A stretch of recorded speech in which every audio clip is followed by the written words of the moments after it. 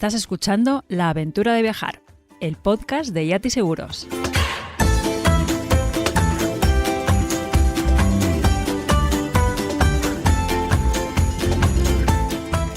Hola Trotamundos, ¿qué tal? Arranca aquí un nuevo podcast que vamos a dedicar al shock cultural, o como lo conocemos en castellano, el choque cultural. Si aún no lo has experimentado en alguno de tus viajes, nos referimos a esa sensación desagradable que se siente al tener que enfrentarte a un entorno muy diferente al que estamos acostumbrados. Un entorno donde todo funciona de una manera diferente, con unos valores, con unos significados que inicialmente no comprendemos y que nos provocan desconcierto, desorientación, frustración, incluso ansiedad. Normalmente se produce al llegar a los lugares, al principio de entrar en contacto con esas culturas especialmente diferentes, pero si además te pilla con cansancio o no tienes a nadie con quien compartir esas sensaciones, pues el impacto puede ser a veces mayor. A ver, no es algo serio, no deberías preocuparte demasiado porque lo normal es que tras un periodo de adaptación esas sensaciones negativas desaparezcan. Pero sí es verdad que si pasado un tiempo no eres capaz de adaptarte al entorno, ahí llega el problema, porque el cuerpo te pedirá irte, salir de ese lugar, región o país donde te encuentres, o incluso cancelar el viaje. En este programa que empieza vamos a compartir experiencias que ilustran bien diversas situaciones que se pueden dar en cualquier viaje a entornos culturales muy diferentes. Vamos a hablar de sorpresas por diferentes tradiciones o conceptos como puedan ser la higiene, la intimidad, diferentes idiomas, comidas. Pero si os parece, vamos a empezar por las tradiciones y ritos, que es donde seguramente haya mayor diferencia entre culturas y que pueden dar pie a momentos de mucho impacto, desagrado o incluso hasta incomprensión. Sobre todo, yo creo en demostraciones de fervor religioso. Esto es lo que le pasó a Javier de la Cruz de Mi Aventura Viajando cuando llegó a Tailandia. En la isla de Phuket, en Tailandia, cuando llevaba solamente una semana de lo que fue finalmente más de un año viajando por el sudeste asiático, viví una de las experiencias más surrealistas, gores, y no sé cómo explicarlo, de todos estos últimos años viajando por el mundo. Hay un festival que se llama Festival Vegetariano, donde la gente sigue unos rituales que les llevan a ir caminando por las calles con artilugios clavados en la cara, como pueden ser hachas o espadas de 2 metros que les atraviesan las mejillas de lado a lado. Y imagínate pues lo que yo sentía en ese momento cuando recién comenzaba mi viaje. Nunca había ido tan lejos, nunca había estado en Asia, era la primera vez que viajaba solo, entonces me encontraba en un lugar en el que no había ni un solo turista, con un montón de tailandeses medio poseídos en una isla, siguiendo unos rituales que realmente daban miedo, gente lamiendo un serrucho, otro mordiendo un martillo, otros con palos atravesados en la lengua, o sea, cosas muy fuertes, y yo ahí en medio, recién llegado, fue un shock bastante fuerte, porque obviamente es algo que aquí en España pues nunca había vivido y me marcó bastante, y eso hizo que a partir de ahí pues yo tomase nota de que aquello no tenía nada que ver con España, y que las culturas pueden ser extremadamente opuestas, y en cada país se siguen unas reglas o tienen sus propias culturas, y que bueno, es lo que hay. Hay que seguir disfrutando de eso, aunque tú a lo mejor no lo compartas. Bueno, la solución ya la apuntaba un poquito ahí, que viene a ser pues no juzgar lo que estás viendo, observar y sobre todo respetar, ¿no? Intentar ser empático con lo que se está viendo allí. También los funerales, que en nuestra cultura católica son rituales normalmente más bien íntimos, cerrados a la familia, a los amigos, casi diría hasta aburridos, no tienen nada que ver con los funerales que te encuentras en otros sitios como Indonesia, como puede ser en la zona de los Tanah Toraja. Esto es algo que nos cuenta Raúl de Pasaporte para Viajar.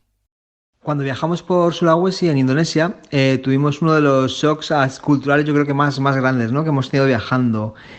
Bueno, fuimos a Sulawesi por varios motivos, ¿no? Y uno de ellos era acercarnos hasta el territorio Tanah Toraja, que está cuya capital es Raten Pao, y queríamos ver uno de sus famosos funerales, ¿no? Porque allí realmente los Tanah Toraja lo que hacen desde que nacen es preparar su funeral, su entierro, porque básicamente necesitan mostrar durante toda su vida que van acaparando el mayor número de búfalos, ¿no? Lo cual significa que son unas personas importantes dentro de la comunidad.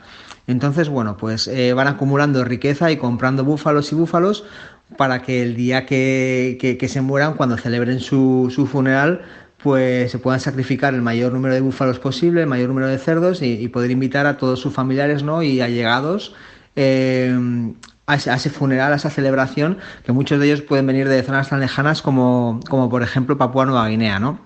Entonces, bueno, pues estuvimos en Raten Pao, alquilamos una moto, conseguimos encontrar una persona que nos dijo cuándo y dónde se celebraba un funeral. Y ese día pues nos presentamos al funeral, ¿no? Llevamos un poco de azúcar y tabaco para una muestra de respeto, ¿no? Hacia los familiares, se lo dimos y entonces nos invitaron al funeral.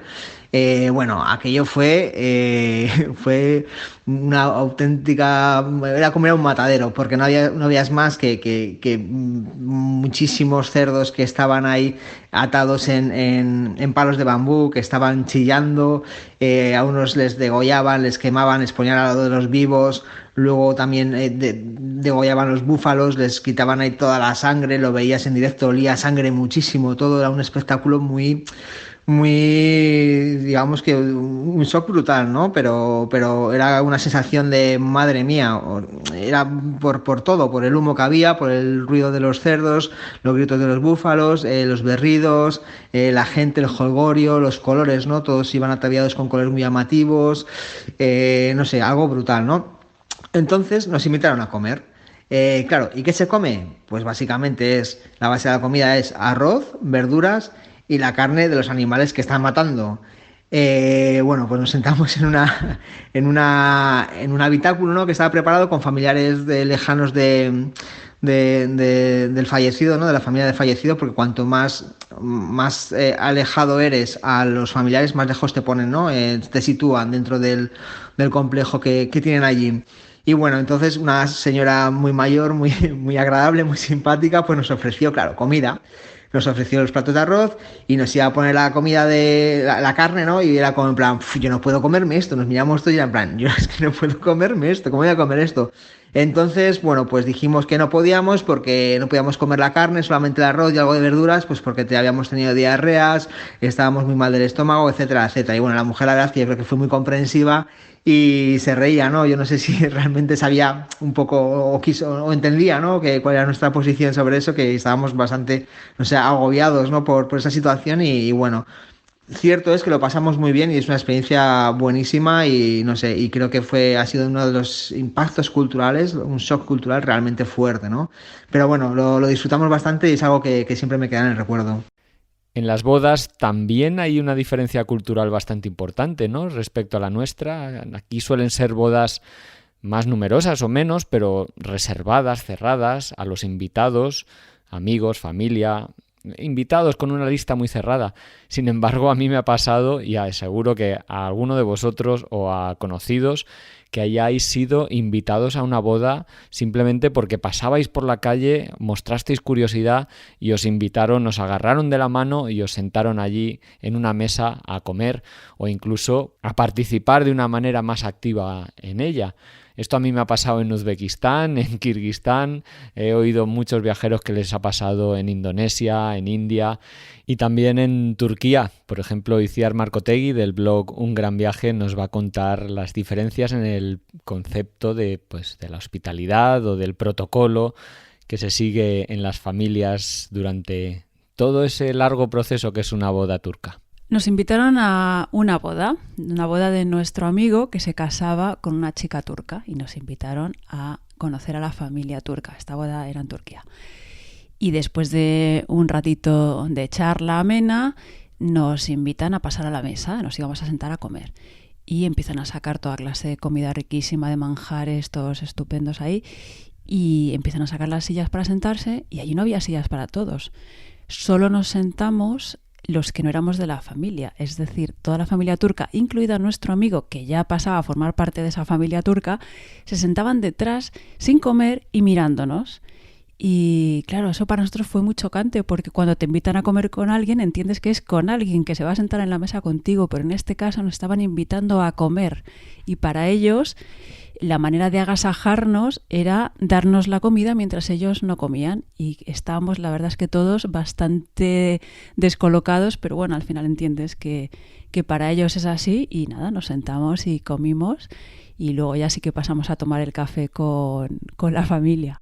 Donde también se suele confrontar bastante el choque cultural es en temas de higiene y de salubridad.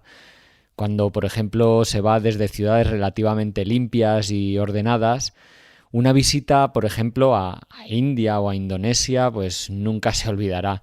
Yo, por ejemplo, recuerdo mi primera visita a Nueva Delhi, que la hice en agosto con un calor, una humedad tremenda. Me alojé en una zona que se llama Paharganj, de calles estrechas, con montañas de basura, vacas, polución, ruido, mucha gente, olores a podredumbre por todos lados, en fin. Fueron varios días en los que me pregunté muchas veces, ¿no? ¿Dónde me he metido? ¿Qué pinto yo aquí? ¿No? Y eso era un síntoma evidente del shock cultural, de algo que no estaba sabiendo asimilar, de algo con lo que no me estaba sintiendo nada cómodo y que solo se fueron solucionando a medida que me fui a ciudades más pequeñas, a la montaña al final, y como que poco a poco eso me permitió entrar en la cultura, en la observación de aquello que inicialmente me noqueó y me desconcertó, ¿no? Eso no me había pasado nunca y nunca se me olvidará, ¿no? Seguramente tampoco a Leti de Mochileando por el Mundo se le olvidará aquella ocasión en que entró en un váter de China, unos lavabos públicos bastante peculiares. En 2012 visitamos China y lo hicimos desde Hong Kong. Entonces, bueno, nos subimos a un autobús y lo típico, ¿no? Al cabo de unas horas, para en una estación de servicio y aprovechamos para ir al baño. Total, que entro en el baño y noto que algo no va bien.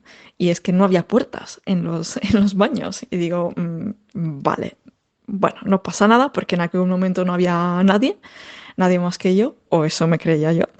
Y digo, por si acaso voy a ir al final, que si alguien entra no me va a ver.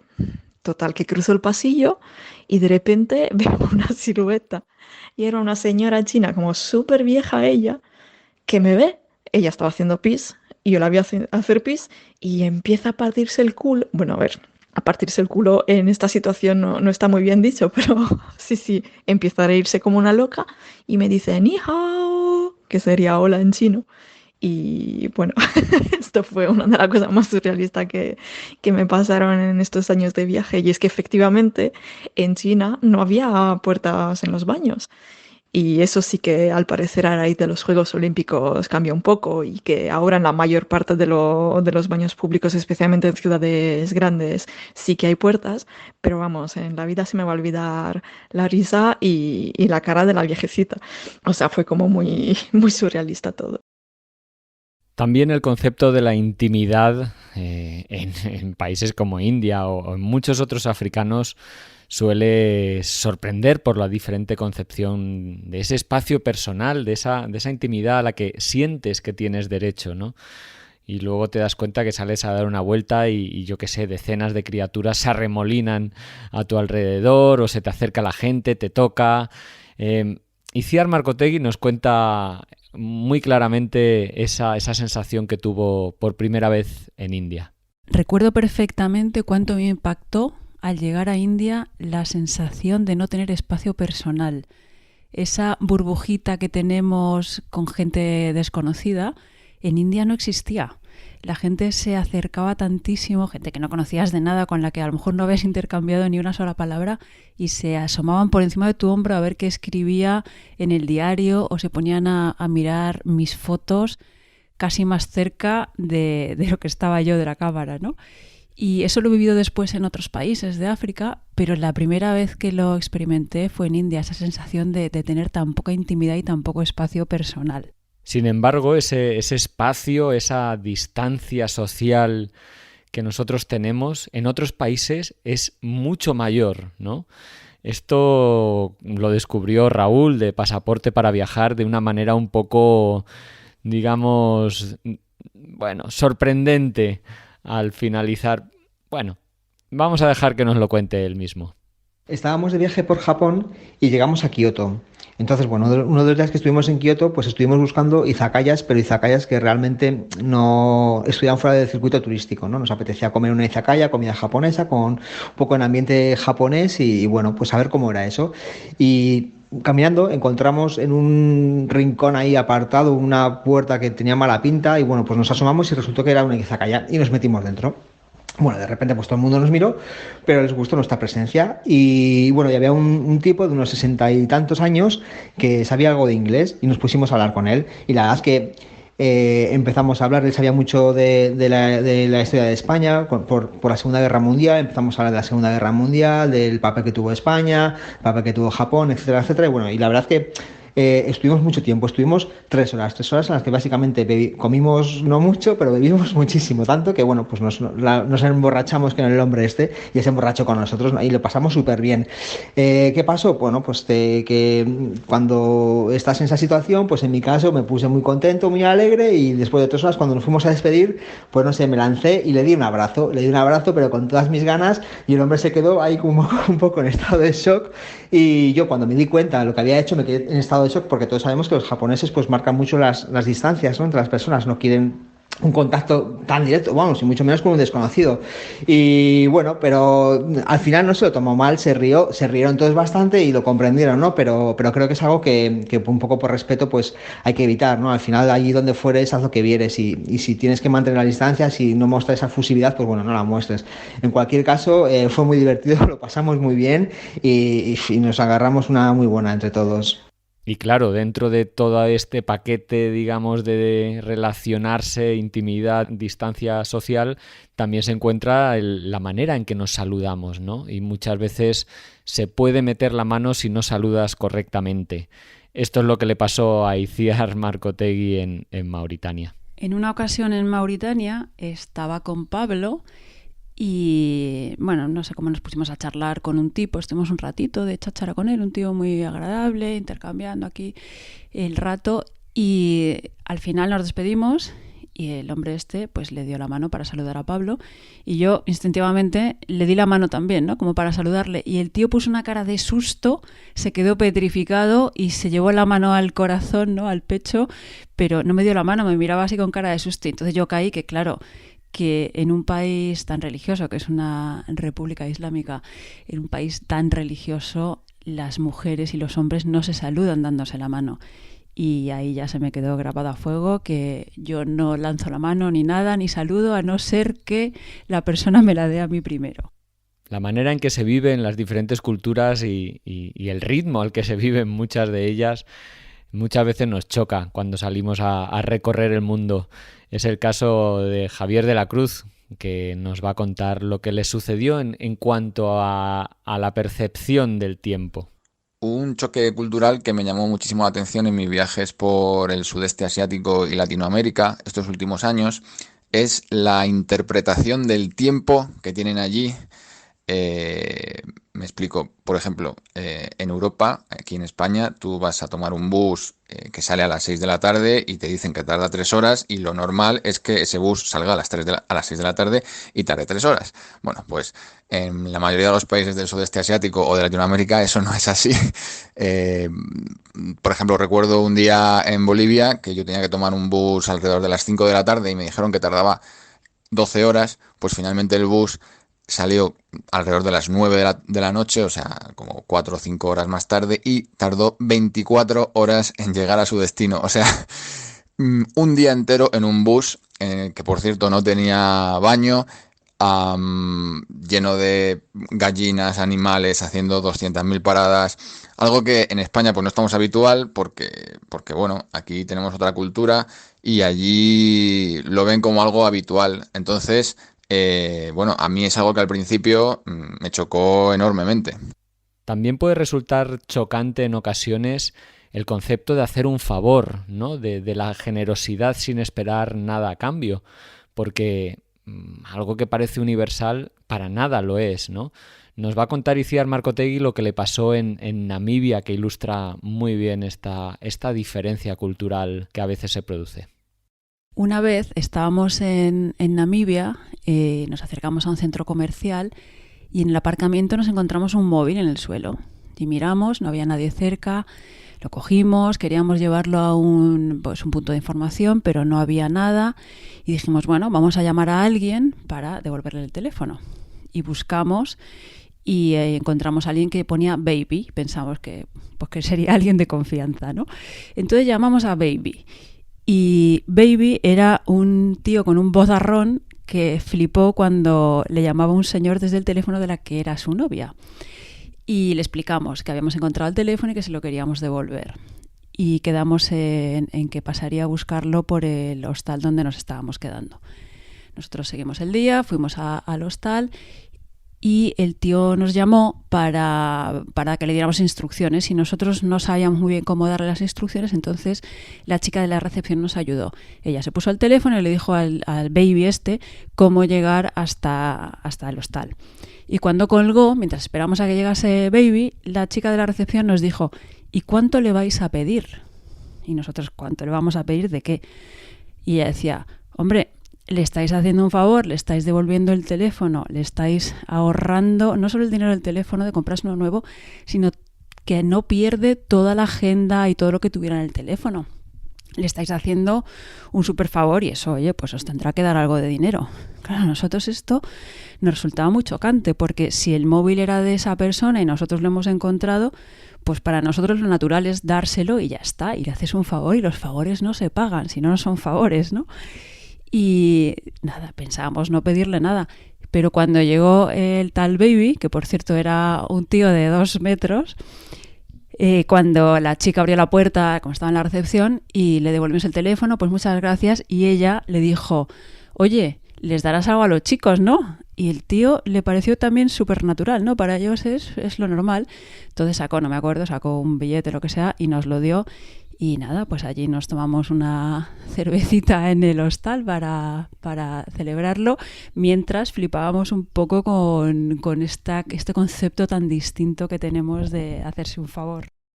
Como todos sabemos, cada cultura tiene sus temas tabús. Por ejemplo, en la nuestra es como de mala educación y no está bien preguntar por el salario o la religión a personas que son desconocidas en las primeras ocasiones, ¿no? Sin embargo, esto en otras culturas es algo que se suele preguntar muy al principio y sin ninguna malicia, porque es habitual, ¿no? También pasa que al revés, por ejemplo, temas de los que nosotros hablamos con tranquilidad, casi te diría que con normalidad, como puedan ser la homosexualidad, en otros países pueden ser violentos o conflictivos. Carla Llamas, del blog La Maleta de Carla, nos cuenta lo que les sucedió en un viaje por Uganda. He tenido shocks culturales en muchos sitios, pero yo creo que uno de los que recuerdo con más cariño, y ya vas a ver por qué, es el de Uganda. Estuve en Uganda en el año 2019 y teníamos un conductor con el que hicimos muy buena relación porque pues, al final compartíamos prácticamente 12 horas al día y tuvimos conversaciones muy interesantes, entre ellas pues, conversaciones sobre el tema de la homosexualidad, de la religión.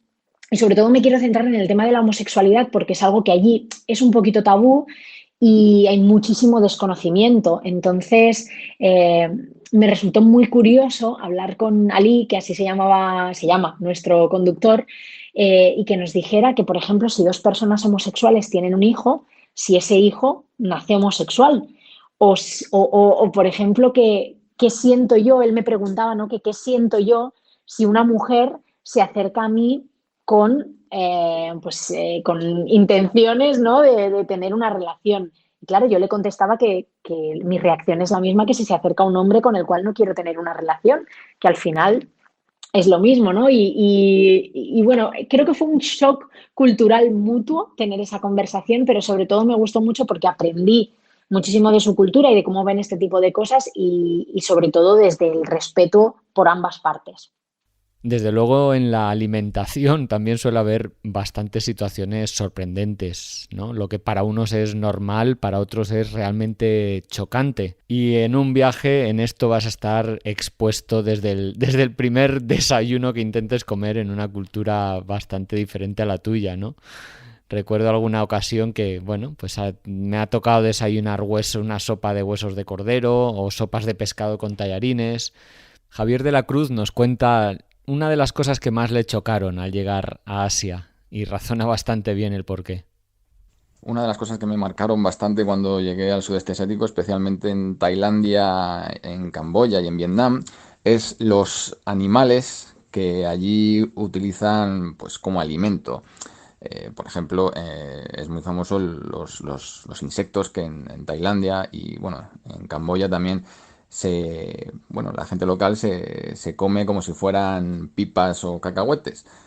Pues los escorpiones, los escarabajos, los gusanos, allí es algo habitual y obviamente en Europa o en España en concreto, aquí nadie va a comer un insecto como si fuera una gamba. Y es yo al final lo que siempre digo, que para ellos culturalmente es algo normal y para nosotros algo que a lo mejor nos puede dar un poco de asco, pues nosotros tenemos otro tipo de cultura que nosotros a lo mejor pues nos comemos otro tipo de animales que allí pues no se comen. Como por ejemplo en Vietnam, un día estaba caminando por un mercado local y vi en una mesa dos cabezas de perro indicando que en ese establecimiento se vendía perro y se comía perro. Entonces, para mí, una persona que vive en una cultura en la que el perro es un animal de compañía, pues el choque emocional fue bastante fuerte.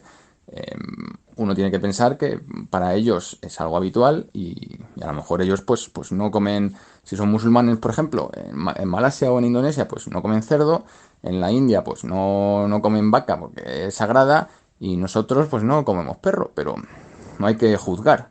Quiero decir, ellos tienen su cultura y nosotros no tenemos por qué juzgar las comidas o los tipos de alimentos que se comen en cada país, porque nosotros también tenemos otra cultura donde nos comemos otro tipo de animales. Entonces, bueno, simplemente hay que aceptarlo dentro de un límite y nada, y convivir con ello. Con la vestimenta también a veces pueden darse situaciones muy chocantes, ¿no? De repente te bajas de un avión, has dado un salto cultural importante en una nueva ciudad y, por ejemplo, las mujeres van tan cubiertas que no se le ven ni los ojos, o los hombres visten con faldones largos, ¿no? Ahí, ¿qué piensas, ¿no? ¿Cómo actúas en esos casos? Allí donde fueras, haz lo que vieras siempre. En fin, en un plano más anecdótico se podría decir, Leti nos cuenta lo que le sorprendió al llegar a Tailandia. Una de las primeras cosas que nos llamaron la atención cuando estuvimos en Tailandia por primera vez fue que era pleno verano, hacía una humedad del carajo, ya te lo puedes imaginar, pero no parábamos de ver a mujeres con gorras enormes, con guantes, con 30 grados a la sombra, guantes. Incluso vimos algunas con gorritas de lana, con bufandas, total que iban tapadísimas. Y nosotros, sabíamos que por frío no era. Quizá pensábamos que le molestaba el sol, pero algo tenía que haber por ahí, porque no era normal. Y claro, descubrimos el motivo en un hostal, cuando en una ducha encontramos una crema que ponía blanqueadora, whitening. Nosotros, ¿qué es esto de crema blanqueadora? Y nada, descubrimos que en Asia muchísimas cremas de belleza, hidratantes, corporales, contienen unos elementos que ayudan a blanquear la piel, porque sustancialmente la piel blanca es sinónimo de estatus social, de belleza, y en Asia hay una verdadera obsesión por tener la piel más clara posible. Y el último de los aspectos que voy a tratar hoy es el idioma, ¿no? Que también puede generar frustraciones cuando no solo no entiendes el idioma, sino que no entiendes cómo está escrito, ¿no? Porque está escrito en otro alfabeto. En esas situaciones la verdad es que exige bastante esfuerzo, ¿no? Muchas veces que suele desgastar y generar o contribuir a ese choque cultural que estamos hablando en este programa. Pero también en otras ocasiones pues genera situaciones casi cómicas, como le pasó a Sele, del blog El Rincón de Sele, en su visita a pueblos rurales de China. Andaba hace algunos años por unos pueblos de la China profunda, del sur de China, y bueno, fui a caer a una aldea en la que me hablaban que había como una casa, pues una casa antigua, una casa museo que se podía visitar, y bueno, pues yo me voy a buscarla. Entonces yo veo así una casa muy bonita, con sus flores, con sus figuras en la puerta, y bueno, estaba abierta. Entonces bueno, entré, me encuentro una señora, se me quedó así mirando raro, pero bueno, empezamos a hablar de esto que empiezas a hablar un poco por gesto. Le pregunté si era el museo, yo vi que asentía, y bueno, pues nada, estuve en la casa, entré, vamos, me faltó entrar a, yo qué sé, a usar el cuarto de baño. Entré, hice incluso alguna foto, por jiji, jaja. Bueno, al cabo de un rato, bueno, me despido de ellos, y nada, no camino más que un minuto, y, y pone museo. O sea, me había metido por mi jeta a una casa particular. Y en este caso, pues oye, la gente fue muy maja, la mujer que había sacado, bueno, pues a los niños. Claro, a mí me extrañó, digo, joder, qué museo más raro, ¿no? Un museo muy, muy, muy vivido, ¿no? Y vamos, que me había metido en una casa particular. Tú imagínate que eso nos pasa aquí, que alguien se te mete a tu casa pensando que es un museo. Pues bueno, esto es un poco shock cultural, o sobre todo un Lost in Translation de manual, y más en mi caso, que soy un despistado de narices. Bueno, yo me río porque es que me siento muy identificado con esta anécdota, y en realidad con muchas de las que hemos estado, bueno, diseccionando o compartiendo en este programa. La verdad es que el shock cultural, o el choque cultural, como le llamamos, es algo que en menor o mayor medida nos ha pasado a todos. ¿Cómo minimizarlo, no? Tal vez os preguntéis algunos. Pues, a ver, yo creo que lo primero sería reconocer que te está pasando, ¿no? Intentar interiorizarlo, o como observarlo desde fuera, para darle un poco la vuelta, ¿no? A la vez que te está pasando, preguntarte un poco, ¿no? ¿No es esto lo que estabas buscando cuando viajas, o lo que buscas al viajar? Entrar en contacto con otros modos de vida y otras culturas, nuevas sensaciones y experiencias diferentes a las que ya conoces. El paso siguiente, claro, es intentar adaptar un poco a poco estas novedades, ¿no? No es fácil hacerlas todo de golpe, pero también pues intentar sacar algo positivo. Por ejemplo, esas situaciones en las que te sientes un poco incómodo, ¿no? Pues que la gente lee por encima de tu hombro lo que estás escribiendo, tu diario, lo que sea. Pues por ejemplo, es una buena oportunidad para preguntarles pues cosas de su cultura, quiénes son, o cosas por las que sientes curiosidad, ¿no? De repente tienes a gente a tu alrededor, pues ¿por qué no interactúas con ellas, ¿no? O por ejemplo, si a ti te parece algo mal que ellos están haciendo y a ellos les parece normal, pues intenta averiguar los motivos, el por qué, ponte en su lugar, ¿no? O, por ejemplo, cosas más anecdóticas, ¿no? Si no paran de saludarte, o yo qué sé, de invitarte a tomar té porque eres de fuera, en vez de agobiarte, pues intenta aprovechar para aprender algo del idioma, del lugar en el que estás. Al final es que lo importante de viajar no es juzgar como buenos o malos los aspectos de las diferentes culturas, sino entender el porqué de lo que estás viendo, ¿no? Otra manera de minimizar el choque cultural, yo creo que es hacer que el primer destino no sea muy diferente al lugar al que vives, ¿no? O del lugar desde donde vienes, ¿no? También ayuda a que llegues, cada vez que llegas a una zona nueva, pues los primeros días intentes no hacer una inmersión demasiado brusca en la cultura local, sino que pues sea progresiva, especialmente si esa cultura es bastante diferente a la tuya. Desde luego, para mí es fundamental leer, escuchar, conocer, aprender, investigar sobre la región o del país que vas a visitar, hablar con gente que lo conozca, que haya estado allí, que te den consejos de qué te va a esperar en ese país, no para chafarte la sorpresa, sino pues países que son culturalmente diferentes, pues para suavizar este malestar que es el choque cultural, ¿no? Al final, esta sensación de incomodidad por el lugar en el que te encuentras. Por ejemplo, contratar una visita guiada al principio pues también puede ayudar a que el impacto sea menor, porque vas a ir con un guía, con un grupo, te van a explicar muchas cosas, tú vas a poder preguntar muchas cosas. Desde luego eso hace que el impacto cultural sea menor y que al poder preguntar pues aprecies y comprendas mucho mejor lo que te encuentres. Y parece una tontería, pero por ejemplo descansar, dormir bien, estar bien físicamente ayuda mucho a tener esa mayor capacidad de asimilar las novedades.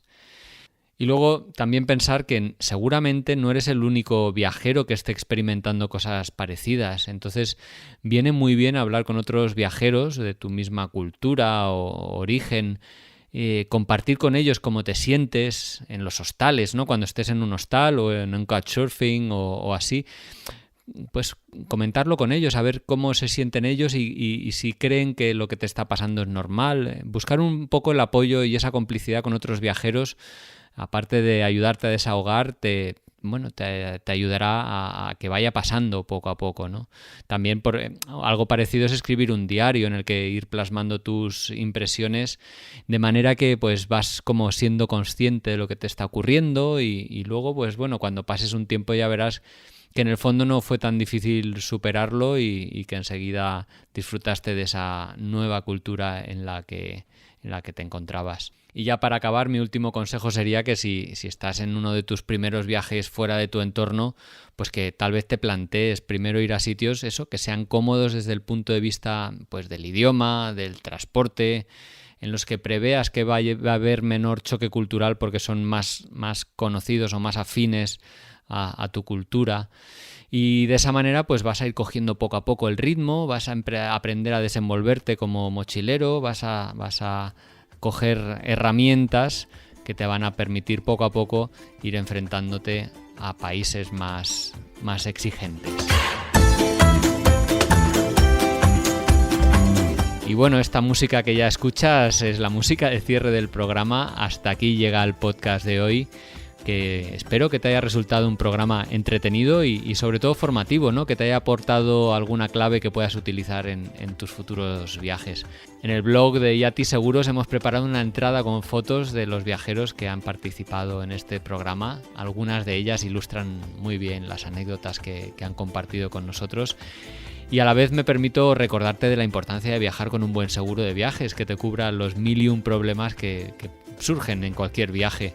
Además, bueno, hay un seguro adecuado para cada viaje y por eso para destinos más, de exploración, de naturaleza, nosotros te recomendamos el IATI Mochilero.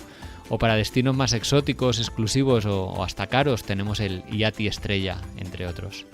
Si te ha gustado el programa, nos hará mucha ilusión que nos dejes un comentario o una reseña o que lo compartas entre quienes creas que lo pueden disfrutar. Y ya sabes que para cualquier cosa nos puedes encontrar en redes sociales como @iatiseguros o en iatiseguros.com. Te envío un saludo y nos escuchamos en el siguiente programa.